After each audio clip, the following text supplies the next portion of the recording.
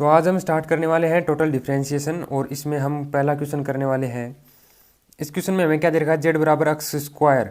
Y plus y cube और x बराबर z बराबर दे रखा है हमें x square y plus y cube और एक्स बराबर दे रखा है लॉग टी, वाई बराबर दे रखा है ई की पावर टी। अब इसका मतलब क्या है ये समझो। इसमें हमें दे रखा है जेड है वो फंक्शन है एक्स एंड वाई का, एंड एक्स है वो टी का फंक्शन है और y है वो भी t का फंक्शन है, फलन है t का, ठीक है। और ये क्वेश्चन है हमारे जो जेपीएच की बुक है उसमें एक्सरसाइज 5C दे रखी है टोटल डिफरेंशिएशन की, उसका पहला क्वेश्चन है ये, पेज नंबर 166 पे। तो इसे सॉल्व करते हैं हम। हमें ये दे रखा है, तो मैंने एक पहले वीडियो बनाया था उसमें मैंने बताया था कि D z upon d t ये अगर निकालना हो हमें तो इसमें क्या करना होता है, हमें डेल जेड अपॉन यहाँ पे रखो डी टी और प्लस यहाँ पे डेल जेड और यहाँ पे डी टी। अब जो जेड जिसका फलन है, जेड किसका फलन दे रखा है, एक तो एक्स का और एक वाई का, तो यहाँ पे रखो पहले एक्स, यहाँ पे डी एक्स, यहाँ पे फिर डेल वाई और यहाँ पे डी वाई। अब इनके मान निकालो और रख दो यहाँ पे। जैसे del z upon del x का मान क्या आएगा,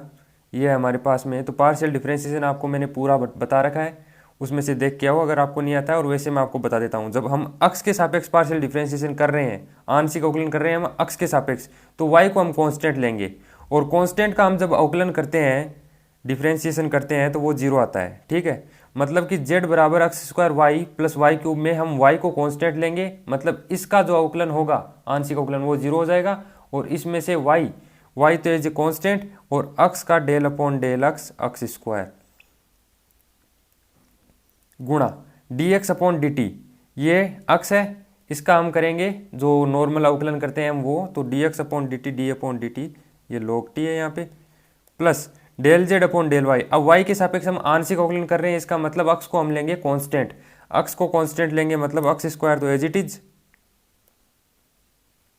और डेल अपॉन डेल वाई ये वाला वाई अक्स स्क्वायर कांस्टेंट और ये वाला वाई इसका अवकलन हो जाएगा, plus del upon del y y cube. इसी तरह से y क्या है हमारे पास में, e की पावर t, तो y का d y upon d t करेंगे तो d upon d t e की पावर t, ठीक है इतना। अब हम क्या करेंगे, इसको थोड़ा सा सोल्व करेंगे। y इंटू अक्स स्क्वायर का अवकलन क्या होगा 2x प्लस नहीं ये गुना का चिन्ह है ये, और log t का अवकलन क्या होता है 1/t प्लस ये वाला x square d y upon d y एक हो जाएगा, ये इसका होगा वाई क्यूब का आंशिक अवकलन होगा 3y स्क्वायर, ये 3y स्क्वायर लिख दिया, और इसका आंशिक अवकलन होगा ई की पावर टी। ओके, तो यहाँ से 2x y upon t plus x square plus 3y square e की पावर टी, ये हमारे पास में इसकी वैल्यू आ रही है यहाँ पे। अब हमें सिंपली x और y की वैल्यू जो है, x की वैल्यू हमारे पास में log t और y की वैल्यू हमारे पास में e की पावर t है, वो यहाँ पे रख देनी है। तो 2 log t e की power t upon t plus यहाँ पे log t का स्क्वायर प्लस 3 e की पावर 2t इंटू ई की पावर टी, ई की पावर टी का स्क्वायर होगा तो ई की पावर 2t हो जाएगा, और यही हमारे आंसर शीट में आंसर आ रहे हैं। बहुत ही आसान क्वेश्चन था, हमने कर लिया है। अब चलते हैं इसी वीडियो में हम दूसरा क्वेश्चन करते हैं।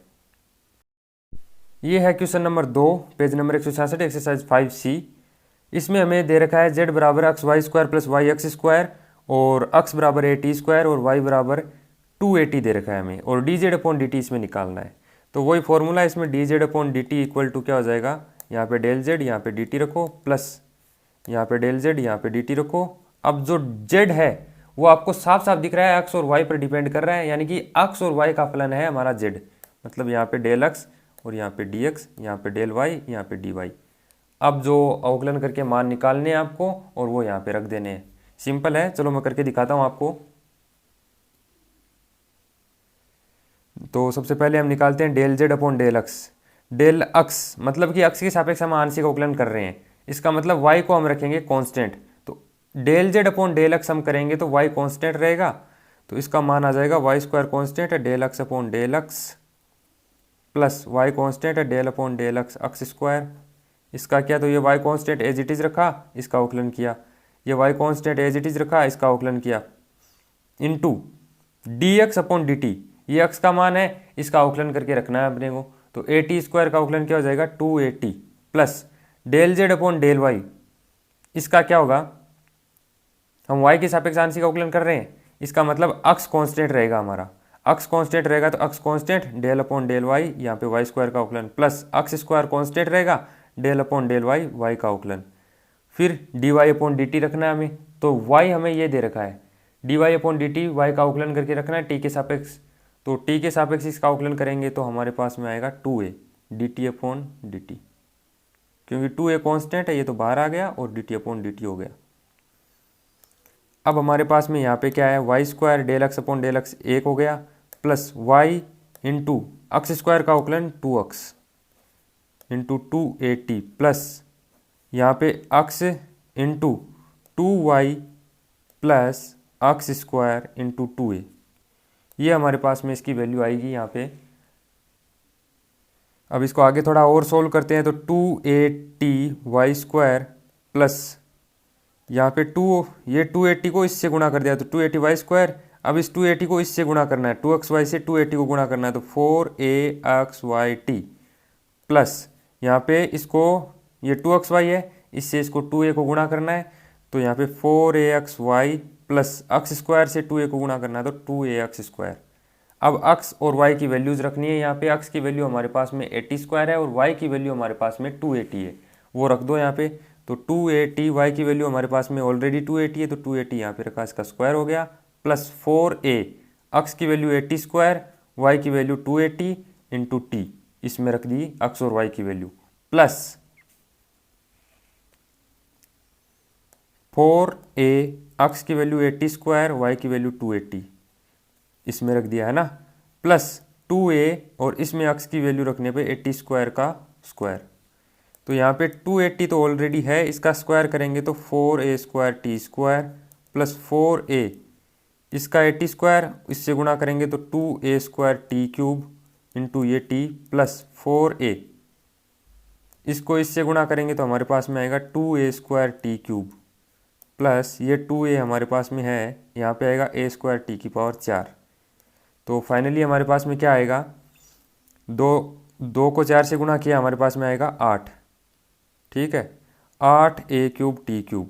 प्लस 4 को 2 से गुणा किया तो 8a क्यूब टी की पावर 4, ये टी क्यूब और टी गुणा होकर टी की पावर 4, ये a क्यूब और ये 8, प्लस ये वाला प्लस 4a को इस 2 से गुणा किया तो 8a क्यूब टी क्यूब आ गया, प्लस 2a क्यूब टी की पावर 4, तो ये हमारे पास में 16a क्यूब टी क्यूब हो गया, 8a और 8a, और ये हमारे पास में 10a क्यूब टी की पावर 4 हो गया। तो यहाँ से हम कॉमन लेते हैं 2a क्यूब टी क्यूब, तो हमारे पास में 8 प्लस 5t अंदर बच जाता है। ये हमारा फाइनल आंसर होगा dz अपॉन dt का, जो हमें निकालना था। इसी के साथ में ये क्वेश्चन नंबर 2 एक्सरसाइज 5C का कंप्लीट होता है। अब करते हैं इसी वीडियो में क्वेश्चन नंबर 3, बाकी के अगले वीडियो में करेंगे। तो ये हमें 5C का क्वेश्चन नंबर 3 दे रखा है, जिसमें हमें u इक्वल टू दे रखा है x की पावर 4 y की पावर 5 और x बराबर टी स्क्वायर y बराबर टी क्यूब दे रखा है। यानी कि u है वो x y का फलन है और x t का फलन है, y भी t का फलन है। इसमें हमें ज्ञात करना है du अपॉन dt, वही सेम जो पिछले 2 क्वेश्चन में किया है वैसा ही कुछ आंसर हमें इसमें मिलने वाला है, मतलब वैसा ही कुछ तरीका इसमें लगाने वाले हैं हम। वहाँ पे dz अपॉन dt था, यहाँ पे du अपॉन dt है। अब यहाँ पे क्या हो जाएगा, यहाँ पे du है, इसका मतलब यहाँ पे डेल u, और यहाँ पे dt है, इसका मतलब यहाँ पे dt रख दो। अब ये u किसका फलन है, x और y का, तो यहाँ पे डेल x, यहाँ पे dx, प्लस यहाँ पे del u upon del y dy upon dt। अब यहाँ पे वही करना है हमें, जो u का है वो x के सापेक्ष आंशिक अवकलन करके यहाँ पे रखना है मान, फिर x का अवकलन करके t के सापेक्ष यहाँ पे रखना है, और y के सापेक्ष आंशिक अवकलन करके u का मान यहाँ पे रखना है, और y का t के सापेक्ष अवकलन करके हमें यहाँ पे रखना है। तो ये हमें करना है। चलिए करते हैं। जब हम पहले x के सापेक्ष आंशिक अवकलन करेंगे u का, तो y की पावर 5 है वो हमारे पास में कांस्टेंट होगी, तो ये कांस्टेंट रख दी, डेल अपॉन डेल x, ये अवकलन में आएगा x की power 4 into dx upon dt। x की वैल्यू क्या है, टी स्क्वायर, तो d अपॉन dt, x की वैल्यू ये टी स्क्वायर यहाँ पे रख दी,